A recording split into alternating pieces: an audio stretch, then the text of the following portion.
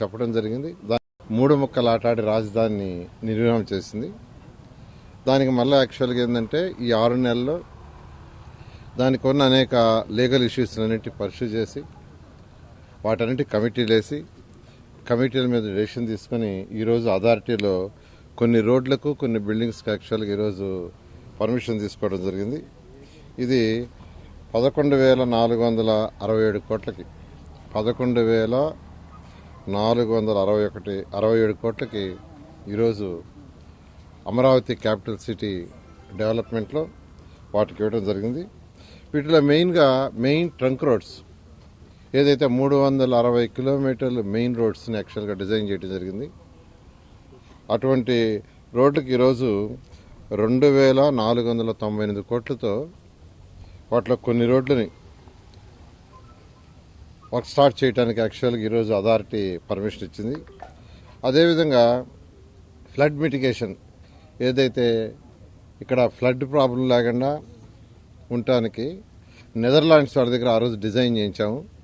వాళ్ళిచ్చిన design ప్రకారం work చేయడానికి 1,585 కోట్లతో పాలవాగు, కొండవీటి వాగు, గ్రావిటేషన్ కెనాల్ మరియు రిజర్వాయర్స్ 3 రిజర్వాయర్స్ని నిర్మించడానికి ఈరోజు అథారిటీ యాక్చువల్గా పర్మిషన్ ఇవ్వడం జరిగింది. అదేవిధంగా సిఆర్డీఏలో buildings gazetted officers, non gazetted officers, అదేవిధంగా క్లాస్ 4 ఆఫీసర్సు, అదేవిధంగా all India service officers secretaries, principal secretaries వాళ్ళ యొక్క బిల్డింగ్స్కి యాక్చువల్గా ఈరోజు ఒక 3,523 కోట్లతో 3,523 కోట్లకి పర్మిషన్ ఇచ్చారు. అదేవిధంగా ఎల్పిఎస్ లేఅవుట్లలో రోడ్లు, అదర్ ఫెసిలిటీ ఇన్ఫ్రాస్ట్రక్చర్కి మరొక 3,859 కోట్లకి పర్మిషన్ ఇచ్చారు. ఇవన్నీ కూడా ప్రస్తుతం ఉన్న ఎస్ఎస్ఆర్ రేట్ ప్రకారం ఇంజనీర్లు ఎస్టిమేట్ చేయటం, దాన్ని ఈరోజు అథారిటీలో పెట్టడం, అథారిటీ కంప్లీట్గా యాక్సెప్ట్ చేసింది. వీటన్నిటి కూడా వెంటనే అధికారులు టెండర్లు పిలిచి బహుశా జనవరి నుంచి వీటి యొక్క వర్క్స్ టేకప్ చేయడం జరుగుతుంది. అయితే ఈరోజు ఇన్ఫ్రాస్ట్రక్చర్ తీసుకుంటే ఇన్ఫ్రాస్ట్రక్చర్లో ఏదైతే లేఅవుట్స్లో కావచ్చు, మెయిన్ రోడ్స్లో కావచ్చు, దాంట్లో రోడ్స్ తీసుకుంటే అండర్ గ్రౌండ్ డ్రైనేజ్ సిస్టమ్ తీసుకొచ్చాం, వేస్ట్ వాటర్ని, అదేవిధంగా డ్రింకింగ్ వాటర్ అట్లా అండర్ గ్రౌండ్ ఉంటుంది, అదేవిధంగా స్టామ్ వాటర్ వర్షం వచ్చినప్పుడు వాటర్ పోయే సిస్టము, స్ట్రీట్ లైటింగ్స్, తర్వాత మన ఫైర్ సిస్టము, తర్వాత వచ్చి సెక్యూరిటీ సిస్టమ్స్, ల్యాండ్స్కేపింగ్ అన్నీ కూడా దీంట్లో కంప్లీట్గా ఒక ఇంటర్నేషనల్ స్టాండర్డ్లో చేయాలని ముఖ్యమంత్రి గారు ఆదేశించడం, దాని ప్రకారం దీన్ని ఈరోజు చేయటం జరిగింది. బంగళాలు తీసుకుంటే ఐఏఎస్ ఆఫీసర్ మొత్తం 115 బంగళాలు. ఈ 115 బంగళాలు దానికి కావాల్సిన ఇన్ఫ్రాస్ట్రక్చర్ కంప్లీట్ చేయడానికి 516 కోట్ల రూపాయలు అవుతుంది. అదేవిధంగా ఎల్పిఎస్ చేయడానికి ఏదైతే చెప్పారో దాంట్లో కూడా ఈ యొక్క ఇన్ఫ్రాస్ట్రక్చర్ మొత్తం ఉంటుంది. ఈ విధంగా ఇది ఫేజ్ 1లో ఈరోజు పర్మిషన్ తీసుకోవడం జరిగింది. మరొక వారంలో మిగతా రోడ్లు కూడా ఎస్టిమేషన్ వేస్తారు, వాటికి కూడా చేయడం జరుగుతుంది. అదేవిధంగా ఐకానిక్ టవర్స్ 5 ఉన్నాయి అడ్మినిస్ట్రేటివ్, అదేవిధంగా అసెంబ్లీ అండ్ హైకోర్టు వీటికి కూడా యాక్చువల్గా టెండర్లు అయినాయి డిజైన్ చేసే వాళ్ళకి. వాళ్ళు కూడా బహుశా ఈ యొక్క డిసెంబర్ 15 లోపల వాటి యొక్క డిజైన్స్ని సంబంధించిన ఎస్టిమేషన్స్ ఇస్తామన్నారు.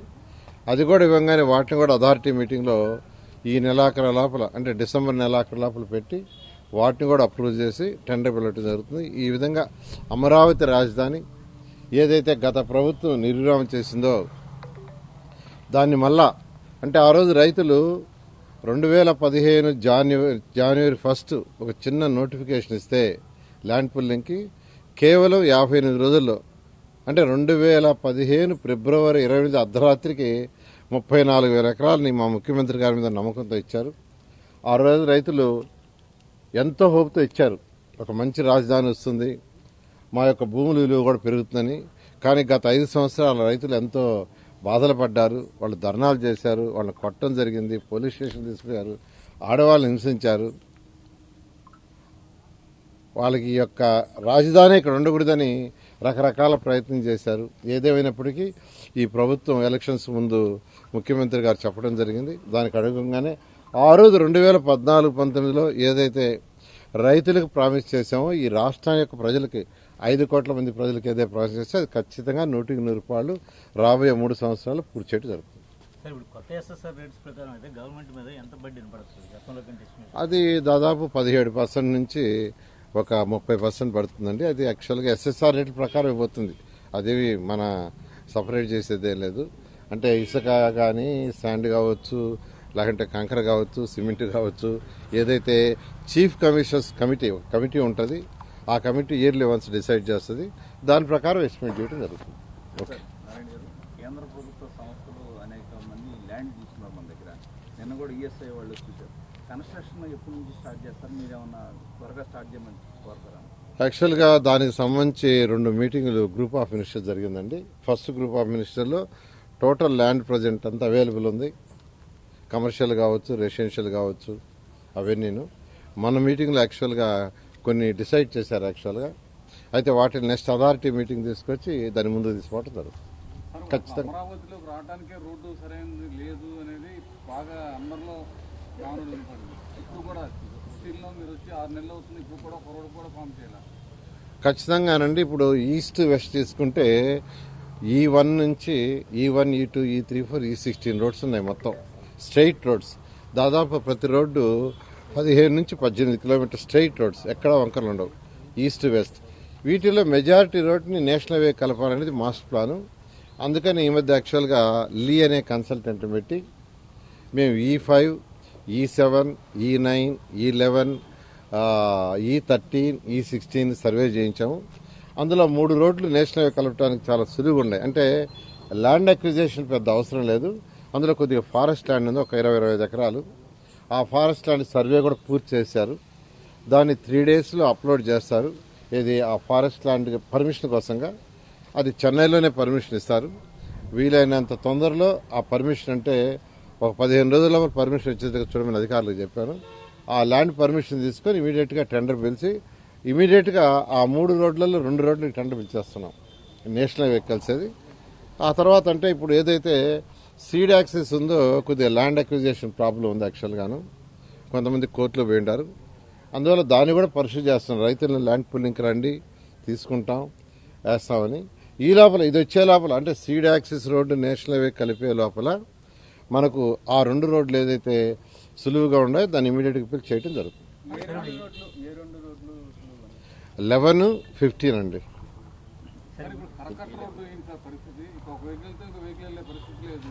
కరకట్టు రోడ్డు యాక్చువల్గా 2014-19లో 4 లైన్కి డిజైన్ చేసామండి, 4 లైన్కి. అయితే గత ప్రభుత్వం దాన్ని ఏం చేసిందంటే 2 లైన్స్ మళ్ళీ కుదిర్చింది. అయితే మళ్ళీ ఈ ప్రభుత్వం రాగానే మళ్ళీ 4 లైన్ చేయమన్నారు. 4 లైన్కి మళ్ళీ డిజైన్ చేసి అంతా చేశారు. అది ఇరిగేషన్ వాళ్ళకి సబ్మిట్ చేసినాం. ఇరిగేషన్ వాళ్ళు కూడా ఫైనల్ స్టేజ్లో ఉంది. వాళ్ళు కూడా చెప్పారు 2-3 రోజుల్లో పంపించేస్తామని. అది 2-3 రోజుల్లో వస్తే నెక్స్ట్ అథారిటీ మీటింగ్లో పెట్టి దాన్ని కూడా టెండర్ పిలవడం జరుగుతుంది. వరల్డ్ బ్యాంక్ యాక్చువల్గా ఏంటంటే వాళ్ళ బోర్డు మీటింగ్ జరగాలండి. ఈ డిసెంబర్ మిడిల్లో వాళ్ళ బోర్డు మీటింగ్ జరుగుతుంది. బోర్డు మీటింగ్లో శాంక్షన్ కాగానే తీసుకోవడం జరుగుతుంది. ఫ్లైఓవర్ ప్రతిపాదన ఏమన్నా సార్? సీడ్ యాక్సెస్ నుంచి మెయిన్ బైపాస్తో కలిపేందుకు అదే ఇప్పుడు యాక్చువల్గా ఇప్పుడు నేను ఏదైతే 2 రోడ్లు చెప్పానో ఆ 2 రోడ్లు రైల్వే ట్రాక్ మీద ఫ్లైఓవర్ వస్తుంది యాక్చువల్గా. సీడ్ యాక్సెస్ కూడా యాక్చువల్గా ఏంటంటే ఫ్లైఓవర్ వేసే ప్రపోజల్ ఒకటి పెట్టున్నారు. దాన్ని కూడా వర్కౌట్ చేస్తుంది. 3 ముక్కలు ఆటాడి రాజధానిని నిర్మాణం చేసింది. దానికి మళ్ళీ యాక్చువల్గా ఏంటంటే ఈ 6 నెలల్లో దానికి ఉన్న అనేక లీగల్ ఇష్యూస్ అన్నింటి పరిశీలి చేసి వాటన్నిటి కమిటీలు వేసి కమిటీల మీద డెసిషన్ తీసుకుని ఈరోజు అథారిటీలో కొన్ని రోడ్లకు కొన్ని బిల్డింగ్స్కి యాక్చువల్గా ఈరోజు పర్మిషన్ తీసుకోవడం జరిగింది. ఇది 11,467 కోట్లకి 11,467 కోట్లకి ఈరోజు అమరావతి క్యాపిటల్ సిటీ డెవలప్మెంట్లో వాటికి ఇవ్వడం జరిగింది.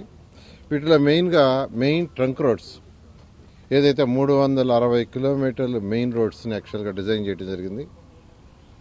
అటువంటి రోడ్లకి ఈరోజు 2,498 కోట్లతో వాటిలో కొన్ని రోడ్లని వర్క్ స్టార్ట్ చేయడానికి యాక్చువల్గా ఈరోజు అథారిటీ పర్మిషన్ ఇచ్చింది.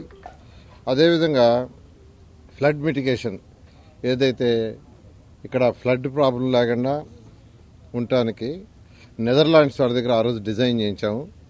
వాళ్ళు ఇచ్చిన డిజైన్ ప్రకారం వర్క్ చేయడానికి 1,585 కోట్లతో పాలవాగు, కొండవీటి వాగు, గ్రావిటేషన్ కెనాల్ మరియు రిజర్వాయర్స్ 3 రిజర్వాయర్స్ని నిర్మించడానికి ఈరోజు అథారిటీ యాక్చువల్గా పర్మిషన్ ఇవ్వడం జరిగింది. అదేవిధంగా సిఆర్డీఏలో buildings gazetted officers, non gazetted officers, అదేవిధంగా క్లాస్ 4 ఆఫీసర్సు, అదేవిధంగా all India service officers secretaries, principal secretaries వాళ్ళ యొక్క బిల్డింగ్స్కి యాక్చువల్గా ఈరోజు ఒక 3,523 కోట్లతో 3,523 కోట్లకి పర్మిషన్ ఇచ్చారు. అదేవిధంగా ఎల్పిఎస్ లేఅవుట్లలో రోడ్లు,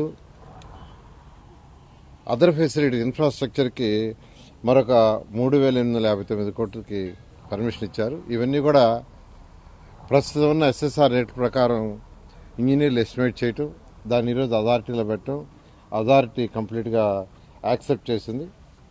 వీటన్నిటి కూడా వెంటనే అధికారులు టెండర్లు పిలిచి బహుశా జనవరి నుంచి వీటి యొక్క వర్క్స్ టేకప్ చేయడం జరుగుతుంది.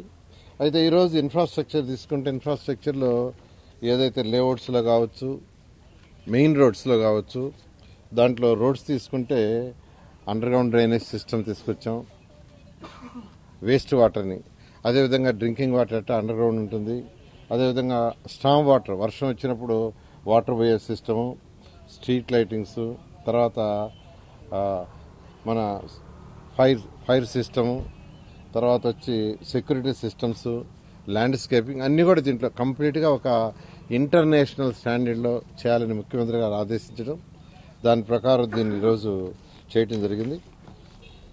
బంగళాలు తీసుకుంటే ఐఏఎస్ ఆఫీసర్ మొత్తం 115 బంగళాలు. ఈ 115 బంగళాలు దానికి కావాల్సిన ఇన్ఫ్రాస్ట్రక్చర్ కంప్లీట్ చేయడానికి 516 కోట్ల రూపాయలు అవుతుంది.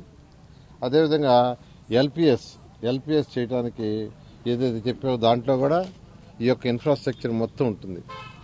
ఈ విధంగా ఇది ఫేజ్ 1లో ఈరోజు పర్మిషన్ తీసుకోవడం జరిగింది. మరొక వారంలో మిగతా రోడ్లు కూడా ఎస్టిమేషన్ వేస్తారు, వాటికి కూడా చేయడం జరుగుతుంది. అదేవిధంగా ఐకానిక్ టవర్స్ 5 ఉన్నాయి అడ్మినిస్ట్రేటివ్. అదేవిధంగా అసెంబ్లీ అండ్ హైకోర్టు వీటికి కూడా యాక్చువల్గా టెండర్లు అయినాయి డిజైన్ చేసే వాళ్ళకి.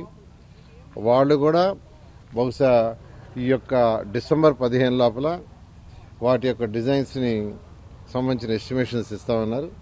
అది కూడా ఇవ్వగానే వాటిని కూడా అథారిటీ మీటింగ్లో ఈ నెలాఖరు లోపల అంటే డిసెంబర్ నెలాఖరు లోపల పెట్టి వాటిని కూడా అప్రూవ్ చేసి టెండర్ పిలవటం జరుగుతుంది. ఈ విధంగా అమరావతి రాజధాని ఏదైతే గత ప్రభుత్వం నిర్విరామం చేసిందో దాన్ని మళ్ళా అంటే ఆ రోజు రైతులు 2015 జనవరి 1 ఒక చిన్న నోటిఫికేషన్ ఇస్తే ల్యాండ్ పుల్లింగ్కి కేవలం 58 రోజుల్లో అంటే 2015 ఫిబ్రవరి 28 అర్ధరాత్రికి 34,000 ఎకరాలని మా ముఖ్యమంత్రి గారి మీద నమ్మకంతో ఇచ్చారు.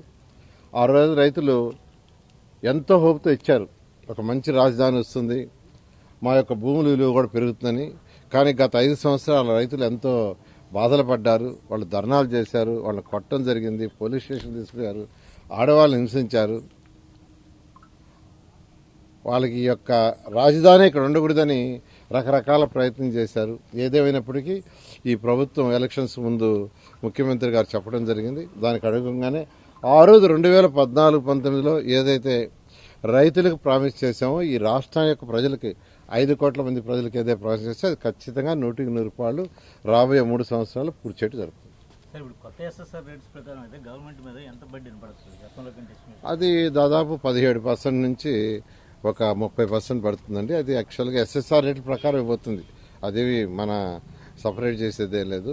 అంటే ఇసుక కానీ శాండ్ కావచ్చు, లేకంటే కంకర కావచ్చు, సిమెంట్ కావచ్చు, ఏదైతే చీఫ్ కమిషనర్స్ కమిటీ ఉంటుంది ఆ కమిటీ ఇయర్లీ వన్స్ డిసైడ్ చేస్తుంది, దాని ప్రకారం ఎస్టిమేట్ చేయడం జరుగుతుంది. ఓకే. నారాయణ గారు, కేంద్ర ప్రభుత్వ సంస్థలు అనేక మంది ల్యాండ్ తీసుకున్నారు మన దగ్గర. నిన్న కూడా ఈఎస్ఐ వాళ్ళు చూశారు. కన్స్ట్రక్షన్ ఎప్పటి నుంచి స్టార్ట్ చేస్తారు? మీరేమన్నా త్వరగా స్టార్ట్ చేయమని కోరుతారా? యాక్చువల్గా దానికి సంబంధించి 2 మీటింగులు గ్రూప్ ఆఫ్ మినిస్టర్స్ జరిగిందండి. ఫస్ట్ గ్రూప్ ఆఫ్ మినిస్టర్లో టోటల్ ల్యాండ్ ప్రజెంట్ అంతా అవైలబుల్ ఉంది. కమర్షియల్ కావచ్చు, రెసిడెన్షియల్ కావచ్చు, అవన్నీను. మన మీటింగ్లో యాక్చువల్గా కొన్ని డిసైడ్ చేశారు యాక్చువల్గా. అయితే వాటిని నెక్స్ట్ అథారిటీ మీటింగ్ తీసుకొచ్చి దాని ముందు తీసుకోవడం జరుగుతుంది. ఖచ్చితంగా అమరావతిలోకి రావడానికే రోడ్డు సరైనది లేదు అనేది బాగా అందరిలో భావన పడింది. ఇప్పుడు కూడా స్టిల్లో మీరు వచ్చి 6 నెలలు అవుతుంది, ఇప్పుడు కూడా ఒక రోడ్డు కూడా ఫామ్ చేయాలి. ఖచ్చితంగానండి. ఇప్పుడు ఈస్ట్ వెస్ట్ తీసుకుంటే E1 నుంచి E1, E2, E3, 4, E16 roads ఉన్నాయి. మొత్తం స్ట్రైట్ రోడ్స్. దాదాపు ప్రతి రోడ్డు 17 నుంచి 18 కిలోమీటర్ స్ట్రైట్ రోడ్స్, ఎక్కడ వంకరలు ఉండవు, ఈస్ట్ వెస్ట్. వీటిలో మెజారిటీ రోడ్ని నేషనల్ హైవే కలపాలనేది మాస్టర్ ప్లాను. అందుకని ఈ మధ్య యాక్చువల్గా లీ అనే కన్సల్టెంట్ పెట్టి మేము E5, E7, E9, E11, E13, E16 survey చేయించాము. అందులో 3 రోడ్లు నేషనల్ హైవే కలపడానికి చాలా సులువుగా ఉన్నాయి. అంటే ల్యాండ్ అక్విజిషన్ పెద్ద అవసరం లేదు. అందులో కొద్దిగా ఫారెస్ట్ ల్యాండ్ ఉంది, ఒక 20-25 ఎకరాలు. ఆ ఫారెస్ట్ ల్యాండ్ సర్వే కూడా పూర్తి చేశారు. దాన్ని 3 డేస్లో అప్లోడ్ చేస్తారు. ఇది ఆ ఫారెస్ట్ ల్యాండ్ పర్మిషన్ కోసంగా. అది చెన్నైలోనే పర్మిషన్ ఇస్తారు. వీలైనంత తొందరలో ఆ పర్మిషన్, అంటే ఒక 15 రోజుల్లో పర్మిషన్ వచ్చేది చూడమని అధికారులకు చెప్పాను. ఆ ల్యాండ్ పర్మిషన్ తీసుకొని ఇమీడియట్గా టెండర్ పిలిచి ఇమీడియట్గా ఆ 3 రోడ్లలో 2 రోడ్లకి టెండర్ పిలిచేస్తున్నాం, నేషనల్ హైవే కలిసేది. ఆ తర్వాత అంటే ఇప్పుడు ఏదైతే సీడ్ యాక్సెస్ ఉందో కొద్దిగా ల్యాండ్ అక్విజిషన్ ప్రాబ్లం ఉంది యాక్చువల్గాను. కొంతమంది కోర్టులో పోయిండారు. అందువల్ల దాన్ని కూడా పరిశీలి చేస్తున్నారు. రైతులను ల్యాండ్ పుల్లింగ్కి రండి, తీసుకుంటాం, వేస్తామని.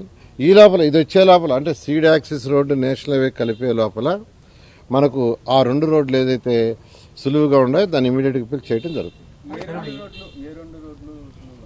11, 15 అండి.